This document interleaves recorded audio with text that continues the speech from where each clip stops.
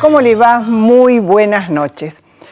Estaba pensando que a veces la información es tan acelerada, tan en el día a día, que resulta muy difícil en media hora semanal tratar de sintetizar los principales hechos. Por lo tanto, a veces uno toma puntualmente aquel que salta a la vista, que parece como más significativo y que nos permite que sea un poco el tutor de algunas circunstancias que por lo menos nos dejan de sorprendernos. Yo le diría que hasta no hace tanto tiempo, porque la verdad que uno tan viejo no es. Cuando una persona era por lo menos mencionada en una investigación judicial, tenía la prudencia de no mostrarse exultante, como si nada le importara. Es decir, era tan grande el peso y la referencia de la justicia que frente a esa circunstancia, ese ciudadano, detentara el cargo que detentara o fuera un ciudadano común, por lo menos mostraba cierta preocupación, ¿no? Cierta displicencia acerca de, en última instancia, a mí no me importa nada. Tal vez por eso fue que la foto del vicepresidente de la Nación, con una guitarra, teniendo al lado un granadero y cantando una melodía vinculada con el rock o con aquello que a él le gusta hacer en su vida privada y que tiene todo el derecho del mundo a hacer, a mí me impactó mucho.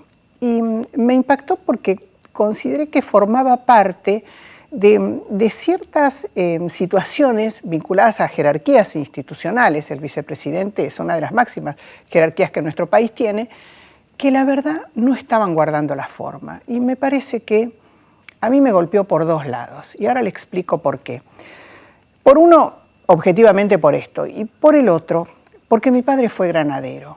Y yo no quiero tener miedo a contarles esta historia. Entonces decidí, como es habitual en nuestro programa, compartir con ustedes la carta que le escribí a mi padre, que no está, que está en el cielo, pero que yo estoy segura que si estuviera acá, estaría agradecido por esto. Y dice así: hace muchísimos años, tantos que pertenecen al siglo pasado, mi padre, un recién ascendido teniente de caballería, le manifestó a su jefe y docente que aspiraba a ser granadero y pertenecer al glorioso regimiento creado por don José de San Martín. Su jefe se llamaba Juan Domingo Perón y, silenciando el murmullo de sus subalternos, pues la aspiración provenía de un oficial que medía 1,68 m, le preguntó cuál era la destreza que podía habilitar su aspiración. Mi padre pidió su caballo y frente a todos mostró lo que sabía hacer: confundirse en galopes y saltos como el más diestro jinete con su caballo. Fue entonces cuando Perón le dijo que a partir de ese momento su estatura no eran las de sus centímetros, sino la que se había ganado en el respeto por su entrenamiento. Mi padre se convirtió así en integrante del regimiento de granaderos a caballo y en un eximio jinete y oficial del ejército argentino. Nunca confundió su vocación y siempre tuvo claro que el militar no debía hacer política ni usurpar el poder otorgado a los civiles por mandato del voto y la Constitución. Formaba parte del anecdotario de mi infancia, los relatos de mi madre asistiendo a los desfiles para verlo pasar o caminar frente a la guardia de la Casa de Gobierno en aquellas interminables horas sin poder dirigirse la palabra y solo acompañándolo con la mirada cómplice de dos jóvenes que se amaban. Mi padre fue militar por vocación, hijo de un inspector ferroviario y huérfano desde los 5 años. Uno a uno le devolvió a mi abuelo el dinero invertido en su educación y en su primer uniforme. Y no lo hizo porque su padre se lo reclamaba, sino porque consideró que esa era su obligación. Él me enseñó a amar nuestra historia, nuestra patria y nuestras instituciones.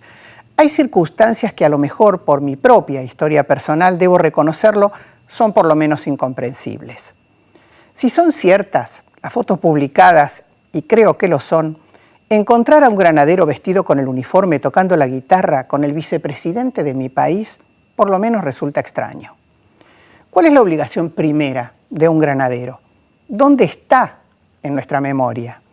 En la custodia de nuestra institución presidencial. ¿Vestido de granadero representa ese mandato? Sí. Ahora, ¿puede el hombre que revista en el regimiento de granaderos, en su banda o en el puesto que sea, sin su uniforme, gustar de los placeres que le otorga cantar con un amigo en una banda de rock? Seguramente que sí, pero para eso ni él, ni su amigo o compañero de gustos deben estar detentando sus rangos. Tal vez para muchos las jerarquías hoy no son importantes. Yo sigo pensando que sí lo son. Tengo derecho a pensar así. Disfruto cuando sé que alguien o yo misma alcanzo un objetivo por esfuerzo. Ser integrante del Regimiento de Granaderos a Caballo José de San Martín es integrar un grupo que se destaca por ser de los mejores que el ejército argentino tiene. Tan buenos deben ser que en memoria de lo probo que fue su creador, se le dio el más importante mandato, el de custodiar a nuestro presidente. Sacarlo, porque mediáticamente a lo mejor rinde de su función primigenia, no suma nada, no genera ejemplo, no ayuda a construir objetivos. La verdad, me quedo con el recuerdo de ese joven que mostró su destreza sobre su caballo para comenzar a generar la aptitud de ser custodia presidencial y con orgullo usar el uniforme de San Martín. Para vos, papá, con todo mi amor.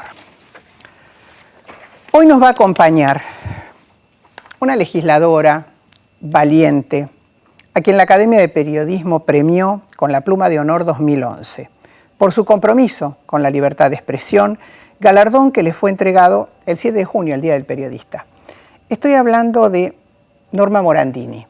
Con ella vamos a hablar de su última publicación, de La culpa al perdón, pero vamos a hablar de muchos temas que de alguna forma son tratados a diario en nuestro Parlamento. ¿Qué siente una mujer como ella, exiliada, que perdió a 2 hermanos, que sabe del dolor y que sin embargo desde una palabra, diría yo sabia, trata de ayudarnos a reconstruir nuestra historia, a todos los argentinos? Vamos a la presentación y ya estamos con ustedes.